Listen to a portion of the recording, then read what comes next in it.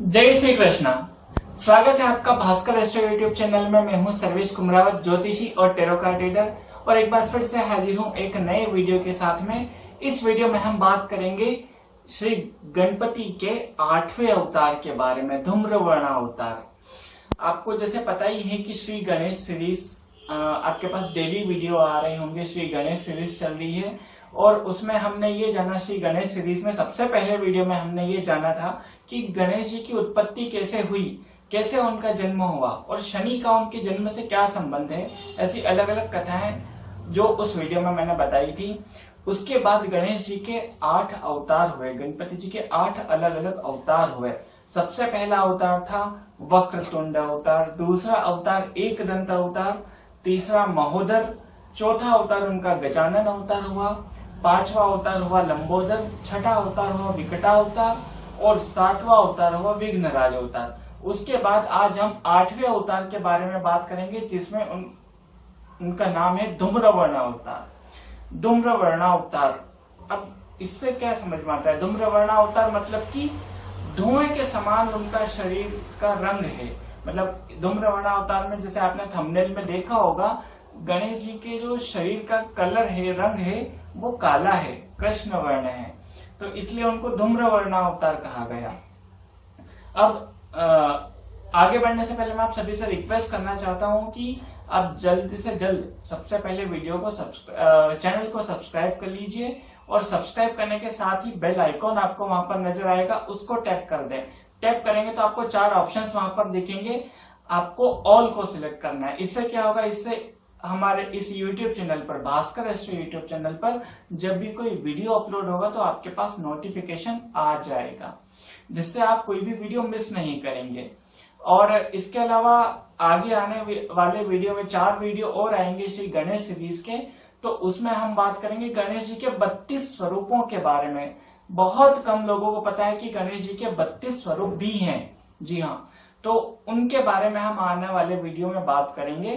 तो इसलिए आप चैनल को सब्सक्राइब कीजिए, नोटिफिकेशन को ऑन कीजिए, इस वीडियो को ज्यादा से ज्यादा आप लाइक कीजिएगा, शेयर जरूर कीजिएगा इस वीडियो को आपके व्हाट्सएप ग्रुप में। आपकी जो व्हाट्सएप ग्रुप है उसमें इस वीडियो की लिंक को शेयर कीजिए और आपके व्हाट्सएप कॉन्टेक्ट्स को शेयर कीजिए। आपके घर में बच्चे हैं तो उनको ये वीडियो जरूर दिखाइएगा, क्योंकि उनको भी ये पता चले कि हमारा धर्म जो सनातन धर्म है उसके बारे में उन्हें जानकारी मिले, भगवान देवी देवताओं के बारे में जानकारी मिले। तो बच्चों को ये वीडियो जरूर बताइएगा, क्योंकि आजकल जिस तरह का माहौल है उसमें तो ये सबसे ज्यादा जरूरी हो गया है कि हम बच्चों को धर्म के बारे में भी बताएं, पढ़ाई के साथ साथ और या दूसरी चीजों के साथ साथ। तो इसलिए बच्चों को जरूर से ये वीडियो दिखाइएगा। और आपके कोई क्वेरी, सजेशन है, कमेंट है, तो कमेंट बॉक्स ओपन है नीचे इस वीडियो के, वहां पर कमेंट करके हमें जरूर बताइएगा। जो लोग हमसे पर्सनल कंसल्टेशन लेना चाहते हैं तो उनके लिए नंबर है 9174488360। इस नंबर पर आप हमसे संपर्क करके व्हाट्सएप पे संपर्क करें। व्हाट्सएप पे मैसेज कीजिए, आपका पूरा नाम लिखिए और उसमें लिखिए कि मुझे कंसल्टेशन लेना है, कुंडली दिखाना है, टेरो कार्ड रीडिंग करवाना है, जो भी आपका है, तो आप हमें मैसेज कीजिएगा। चलिए बात करते हैं धूम्रवर्ण अवतार के बारे में। श्री गणेश पुराण का 8म खंड और 8म अध्याय, उसमें धूम्रवर्ण अवतार के बारे में कथा बताई गई है। अब ये क्या कथा है वो मैं आपको बताता हूँ। एक बार क्या होता है कि सूर्यदेव, जो सूर्य देवता हैं, उनको थोड़ा सा घमंड हो जाता है, अहंकार हो जाता है। उनको ऐसा लगता है कि इस पूरे ब्रह्मांड में मैं ही सबसे ज्यादा शक्तिशाली हूँ। क्यों? क्योंकि मैं सबसे ज्यादा प्रकाश मेरे पास है, और अगर मैं किसी दिन मैं नहीं आऊं धरती लोक पर, पृथ्वी लोक पर उदय नहीं हूं, तो पूरी पृथ्वी पर तो अंधकार छा जाएगा, तो पृथ्वी का संचालन ही रुक जाएगा। इस तरह से वो विचार करने लगे, अहम हो गया, उनको घमंड हुआ, अहंकार हुआ, और ऐसा विचार करते करते उनको अचानक एक छींक आ गई। छींक आई तो उस छींक से एक सुंदर और महाबली पुरुष उत्पन्न हुआ, और वो भगवान सूर्य देव से आज्ञा लेकर सीधे दैत्य गुरु शुक्राचार्य के पास गया, और शुक्राचार्य को उसने अपनी उत्पत्ति की कथा बताई कि मैं किस प्रकार उत्पन्न हुआ।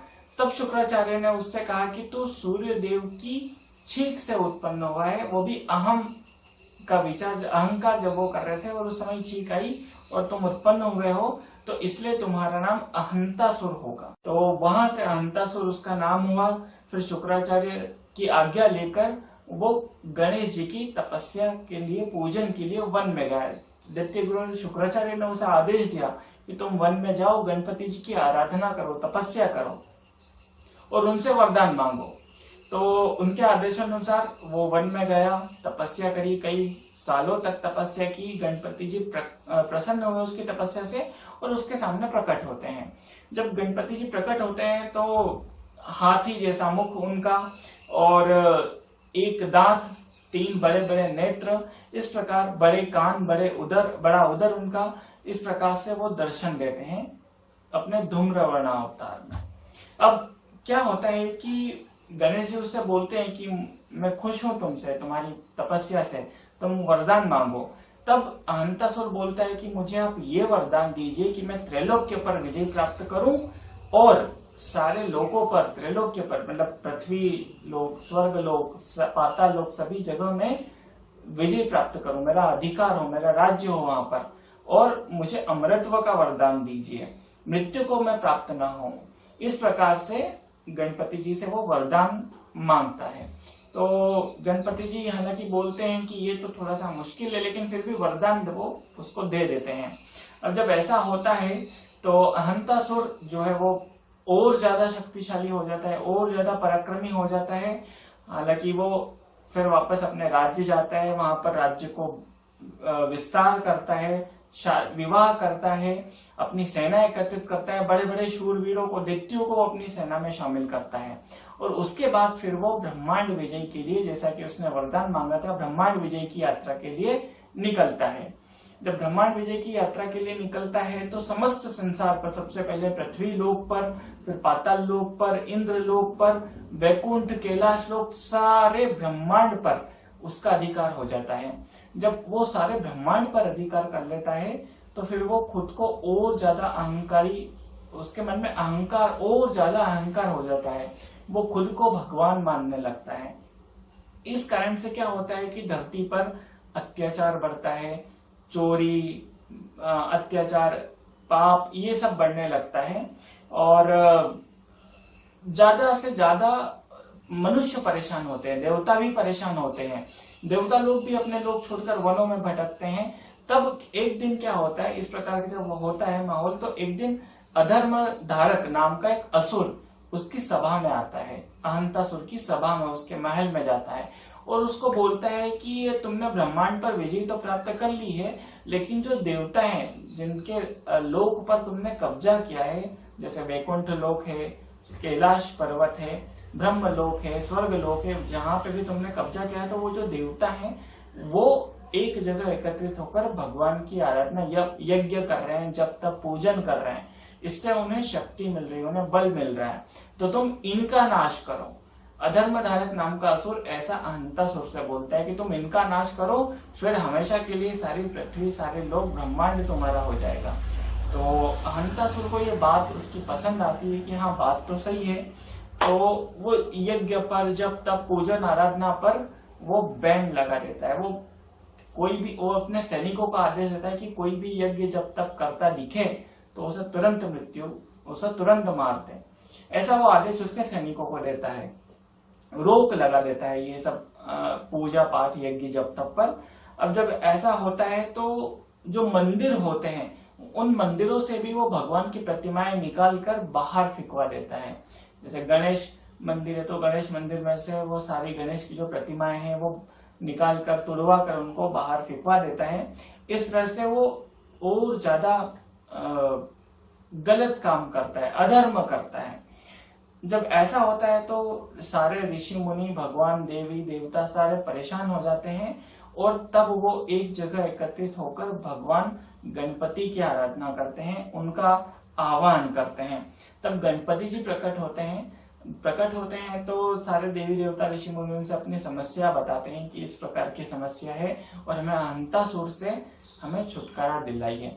तब भगवान गणपति उन्हें आश्वासन देते हैं कि मैं आपको जरूर इस परेशानी से छुड़ा दूंगा। अब एक दिन क्या होता है कि रात्रि में जब अहंतासुर सोया हुआ होता है तब धूम्रवर्ण अवतार में भगवान गणपति उसे स्वप्न में दर्शन देते हैं और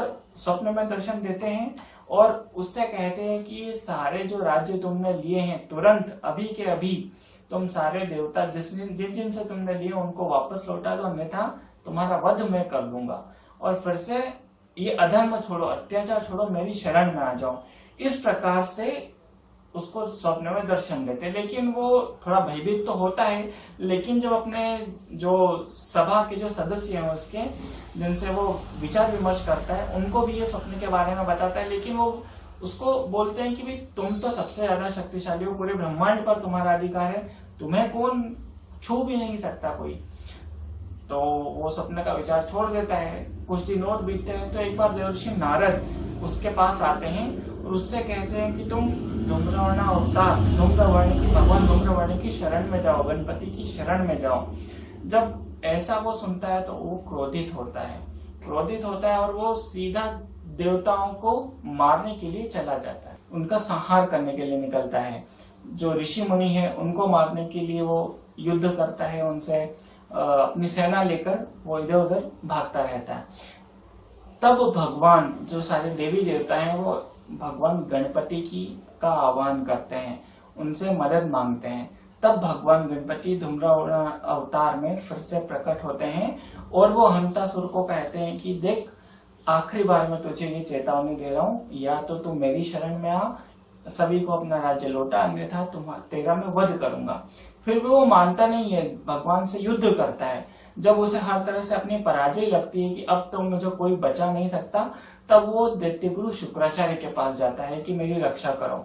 तब शुक्राचार्य उसे बोलते हैं कि मूर्ख, जिनसे तूने वरदान लिया है ब्रह्मांड विजय का और अमृतत्व का, तू उनसे युद्ध कर रहा है, वो तुझे मृत्यु को प्राप्त कर देंगे, अन्यथा तू उनकी शरण में चला जा।